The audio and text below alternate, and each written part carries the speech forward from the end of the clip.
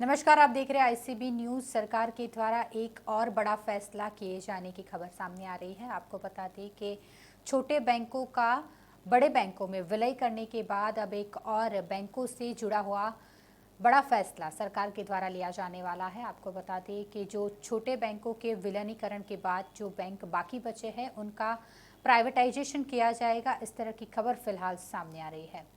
देश के सरकारी बैंक काफ़ी थिरक तंगी के दौर से गुजर रहे हैं। कई बैंक एनपीए की वजह से अपनी आर्थिक स्थिति को बेहतर करने में विफल हो रहे हैं और इनकी स्थिति बेहतर नहीं हो रही है। ऐसे में सरकार इन बैंकों के निजीकरण पर विचार कर रही है।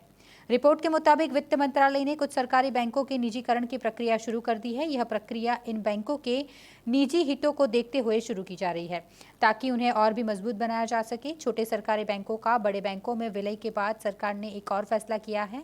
खबर है कि अब विलय से बचे हुए छोटे बैंकों का प्राइवेटाइजेशन किया जाएगा। अगर यह फैसला पूरा होता है तो संभावित रूप से उस राष्ट्रीयकरण की शुरुआत होगी जो 1969 में बैंकों में की गई थी। पहले चरण के संभावित बैंकों में Punjab and Sind bank, bank of Maharashtra और इंडियन ओवरसीज बैंक यानी कि आईओबी का समावेश हो सकता है। सूत्रों के अनुसार सरकार का एक चुनिंदा समूह इस बारे में प्रस्ताव पर चर्चा कर रहा है। यह प्रस्ताव नीति आयोग की ओर से आया है। कहा जा रहा है कि भविष्य में करदाताओं और बेल आउट को रोकने की प्रक्रिया का यह हिस्सा होगा। नीति आयोग ने सरकार को इस तरह की सलाह दी है।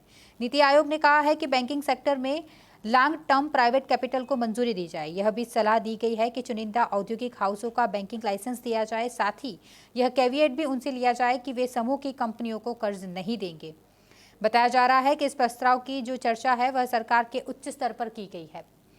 सूत्रों ने कहा है कि कुछ बैंकों के डी नेशनलाइजेशन को लेकर चर्चा जरूर हो रही है, पर अभी तक कोई फैसला इस पर नहीं हुआ है।